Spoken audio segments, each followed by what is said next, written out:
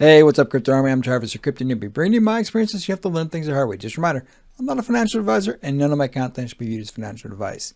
So today we're going to talk a little bit about YieldZilla. They had the pre-sale today. I covered the project in the last day or two, and I was a little on the fence because I don't really like doing pre-sales on the channel. Pre-sales have a lot of risk. Now, in the case of YieldZilla, it went pretty well. Pre-sale went off without a hitch. 8,000 BNB, the hard cap was reached in under 5 minutes. And I did try to put out tweets periodically when I could. I was trying to buy as well during that short 5-minute window, and I was having some problems getting my pink sale button to allow me to buy. So as soon as I got that through, I went on to Twitter and released, hey, it's available and it's going pretty quick. So hopefully if you weren't tracking it, how fast it was going, and you saw that and you wanted to get in, that you got into the project. I didn't expect it to go that fast. This project really only started their marketing and advertising in the last 3 days. But Rebase projects, as I alluded to in my last video, are kind of on fire right now. Everybody's trying to get into Rebase projects, and I haven't really talked about them on the channel, but they are a phenomenal idea, and that's why they're exciting. That's why so many people are getting into it. Now, in the case of YieldZilla, they had about 2,500 contributors to the pre-sale. And as you can see here, they've now got just under 4,000 holders since their launch at about 12 hours ago. So that's pretty good for the first day, especially for a project that, like I said, didn't have a lot of advertising out there. Now, they did have a lot of YouTubers and a lot of social media presence. Some pretty big individuals were posting about this project. As I mentioned, 130,000 subscribers. That's a lot of people that got exposed to this project. Now, as you can see here, pretty interesting chart for YieldZilla. Now, the pre-sale price worked out to be around $17, give or take. It was right around $17. I can't remember the exact decimal, but just round about 17 bucks. Now, here's where it got kind of crazy. Now, they did have a little bit of an issue getting it over to PooCoin or PancakeSwap. And it wasn't necessarily an issue with pink sale, from what I could tell. What they were trying to do is launch with the website working. And the website went through a DDoS attack, which I've mentioned that on a video yesterday or earlier today, depending on when you're watching this video. But that's pretty common for launches. And it's not just project launches, it's any kind of launch. So if you're launching a new piece of software, a new website, a new wallet, in the crypto space, just about every launch is attacked. Now, they were trying to get the website up because what they didn't want to do is put it over in a PancakeSwap and people would try to look it up and get more information about it and find a website that doesn't exist or whatever the error that was being displayed is. I couldn't remember what it was saying, but that's what they were trying to avoid. But in order to fix it, it was going to take longer, and the community was already kind of getting frustrated because it was starting to feel like a rug pull, even though there's no indications that it was. That's just a lot of the FUD that was out there, especially for first-time buyers. This stuff happens. It happens all the time in the crypto space. You're going to see that there's these attacks on websites and different things every single time something happens in this space. I don't know why it's like that. This is just how things work. I tend to think it's competitors. I think competitors pay people to attack, but that's just an assumption on my part. But they wanted to hold off just for that reason, because you have a better chance of getting hype going if you have a website to look and get more information on.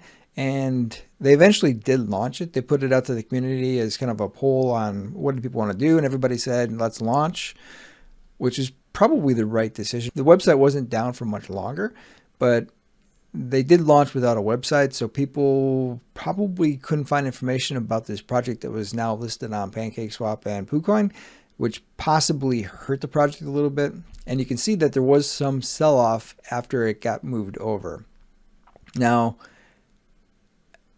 this one kind of makes sense. At $23-ish, you're just making a little bit of a profit, maybe just partially breaking even at this point. Doesn't really make a lot of sense to sell. Now, these down here, you're probably not even breaking even at this point based off of a $17 pre-sale. I didn't do the math to see exactly what you had to do in order to break even with a 20% sell fee, but I think these people lost money, so I don't understand what they were thinking, if they just didn't do the math or what, or if maybe it was just because the FUD scared them. Paper hands. Yeah, I'm not sure. But these people got wrecked. And some of these were some pretty big sales. I didn't look and see how much they spent to get into it, but they went upside down. And that's why I said paper hands usually doesn't work out for you. Now, as you can see here, it's been going pretty good ever since. And it's already up to $29, almost $30 right now. So we're on track to double, potentially tonight, your initial investment. But I'm going to recommend you not sell. Now, if you're not familiar with Rebase tokens, I'm not going to go into all the ins and outs on how a Rebase token works. But here's what I will tell you. The price, less of a factor for a Rebase token. Now, volume's obviously very important in order to maintain the Rebase functionality. But why don't we take a look at exactly what this looks like in an Excel document? One of my favorite things to do. All right, so here's an Excel I put together to kind of explain how Rebase tokens work. Now, these are all my calculations, so I can't guarantee they're 100% right, but they're pretty close. If you go to their website, you can see that $1,000 turns into $9,164,000-ish. So I'm pretty close to the calculation they've got. And it's based off of all the stuff kind of works together. So this right here for the APY works with this percentage here. And all of these numbers are populated based off of that data. So I'm pretty sure this is pretty close, but I might be off by a couple dollars here or there.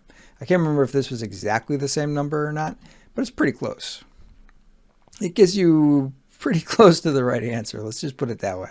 So you can see at a $1,000 investment, you're going to get to $9 million based off of a static price. So price has not gone up. It's just $1,000. Whatever the tokens that you started off with and bought $1,000 of, that's what it's based on. Price didn't have to go up. Now, if price goes down, that would be a factor. But if you got it in the pre-sale, it's pretty unlikely the price is going to go down. And if you go look at other tokens like Seifu or Titano or some of the other Rebase tokens out there, they generally stay above the pre-sale price. Now, most of them are hundreds of dollars. So I think you're pretty safe. But this is assuming that you're getting that 2.531% increase daily in the amount of the token that you hold. So $1,000 turns into this over the course of a year. Now, what are these other data points I've got on here? $1,000, that's obvious. What if you take money out? What if you want to get a little bit of that profit and start paying some bills or paying things off and start pocketing some of that? That's what this side's for. This side over here is if you just leave it, or letting it ride is the way that I call this column here. And over here, taking profits. So this assumes this side right here, all the calculations are based off of taking a little bit of profit. And right now I've got it set at 0.5%. You can increase it. You can put to 1% or 2% or whatever you feel comfortable with doing. You can also adjust the date when you start to pull this stuff out. I went with about a month in. So roughly 30 days after starting is when I would start pulling out a little bit of money. And if you don't need the money, then leave it in there because you're going to get a little bit closer to this number here. Now, this is what you would have in your wallet at the end of a year, $1.7 million. This is what you would be spending over the course of the year at 0.5%. Now, if you end up taking out more every time you take out money, this number actually goes down. Don't believe me? Let's try. So let's try 1%. So now you're only using 171,000 and you get a lot less total. Crazy, right? So less in this case is actually a little bit better. So that's the benefit of not pulling the money out. The less you pull out, the less frequently you pull it out, and the later you pull it out, the better off. Because if you pull it off after 30 days, the money continues to accumulate at the same rate. So instead of, as you can see here, we're still in the 2000s, we're going to very quickly start jumping into the 4s and 10s. It's going to be a pretty drastic change. Here at 7,000, over here over at 10,000. And it's going to get more pronounced the longer the time is. That's compounding interest. That's how the compounding works. That's the power of compounding, the ninth wonder of the world or whatever they call it, right? So that's how rebase tokens are phenomenal. And if you keep doing this, you're going to see you're about double at around the 180-day mark.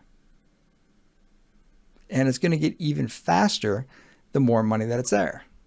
So you're going to see over the course of the 365 days, it's a massive difference. $1 million compared to 300,000 if you just leave it alone at 278 days in. So what do you think happens when you get closer to 300? Yeah, it goes quicker. All of a sudden you're at 2 million. Then all of a sudden you're at 3 million. And then all of a sudden you're at 4 million. So it adds up really, really fast once you start getting some time. So that's how rebase tokens work. That's the power of them. So what if that initial balance was $1,000? What if it was $2,000? And now today, on the first day, that $2,000 is worth $4,000 because you get it on the presale. Pretty amazing, right? Now, what are some other factors? So I showed you what happens if you change the percentage. I didn't necessarily show you what happens if we change the date, but it's the same thing. If you're not taking any money out longer, or if you pull money out earlier, you're going to seriously affect the compounding interest that you're accumulating. Similarly, if you invest new money into this, that also affects things. So if maybe on day 15 or maybe on day 30, you throw another $100 into it or another $200 into it, you're basically offsetting this. So if you weren't pulling the money out on this date and that was continuing to contribute into the compounding interest, that would be the effect. So it's kind of like you're paying off your house early.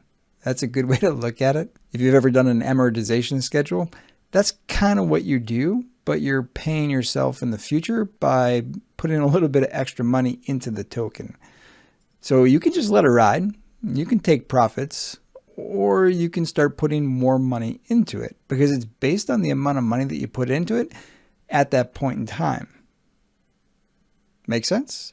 Now they're going to have a calculator that does a lot of this calculation on the website. It just wasn't working when I did this video. And to be honest, I still like the Excel because I can do a comparison. So I can put some notes on this as I'm going through and I can see how things actually shape up. Now, again, the price is going to increase or decrease. I have a feeling it's going to continue to increase. Go look at any one of the big projects that are out there. And also there's still the big assumption that this isn't going to be a rug pull or a scam in the future because that can happen too. It's entirely possible. But the team makes a lot more money by it not being a rug pull or a scam. So I don't know why anybody would do a rug pull or a scam on one of these projects. It's the math. As long as they continue to draw people in and the volume continues to be in the right direction, this is how things are going to work out. Now, one more thing you should be aware of. This 2.531%, that's only going to be like that for the year. It actually shifts down a little bit once you start moving into the next year. So this is really good for 12 months. At the 13th month, or basically a year from now, that percentage is going to change a little bit. It's going to lock in for another 6 months. It's still a pretty good rate. And then at the end of that 6 months, it's going to change again. And then the rate's going to be significantly different. So the best time to get into a rebase token is early on. And most of the rebase tokens have a process very similar to that. The best time to get into rebase is in that first year. So make sure you consider that if you're on the fence on whether to get into it or not, or into a different project. There are a lot of rebase tokens that are launching right now. This just happens to have the highest APY, which is why I wanted to cover it. And it had a lot of pretty good fundamentals. Not quite everything I usually look for, but pretty good. Now, I don't know how this is going to work out. So what I did is I bought on the presale. And I'll let you know how it works out. I'll give you regular updates. I don't plan on pulling any money out for at least a couple months, if at all. I'd like to get as close as I can to 365 days, but I'm retired and I haven't found another job yet. So once I hit to a certain point, if I haven't found another job, I might have to start pulling money out of different investments that I've got, and this might be one of them. It just kind of depends on how things work out. But money's got to come from someplace to pay the bills. So right now the plan isn't to touch this, and I'll give you regular updates as I go through on how close to this it actually played out to. But I just wanted to explain how Rebase tokens work, or what the benefit of the math is on why these things are so phenomenal. Again, there's no guarantees. There's never a guarantee in crypto. Any number of things could happen. But that's pretty exciting stuff, right? That's pretty much everything I wanted to cover for tonight's video. Hope you found the content helpful. Let me know, are you planning on investing in YieldZilla? Or did you invest during the pre-sale? I'm curious to hear what y'all did. I saw some of your names inside of the AMA the other night. Now, I apologize I wasn't able to cover it. I was actually on my phone in the car listening. And when I finally did get home, it was about halfway through the AMA. The key point that I want to bring up from the AMA is they do have a multi-sig wallet that requires 3 signatures in order to withdraw. So that's an extra security layer that I'm glad they put in there, especially since they only had 1 KYC. It's kind of a low number of KYC. I would actually prefer that if all 6 people can interact with the wallet, that 4 out of the 6 have been fully KYC'd as part of the RugDoc or some other KYC process. At least a process that does something similar to what the RugDoc does. I'd feel more comfortable with that, and I think the community would as well. Because at that point, 3 out of the 6 are required to pull money out. The odds of 2 being able to get one of the KYC people on board to do it is much slimmer. And really, I'd still prefer if the team actually docs somebody. They mentioned the reason why they don't want to dox is because of being in the US and US regulatory requirements and the concern of getting sued, which, don't get me wrong, I do understand where they're coming from. Rebase tokens are fairly new. Who knows how the SEC or any of the other US government agencies are going to look at a Rebase token. It's new. It's definitely not anything like Ethereum or even Ripple for that matter. So I don't know what they're going to do with these types of tokens, but I don't necessarily agree with the thought process that the team is taking on this. And more than likely, if the US government gets involved, all they're going to do is pressure the 1 KYC person to give up the other KYC people. So I don't know that the explanation that they provided makes a heck of a lot of sense. But that's all for tonight. Until next time, stay strong with those diamond hands.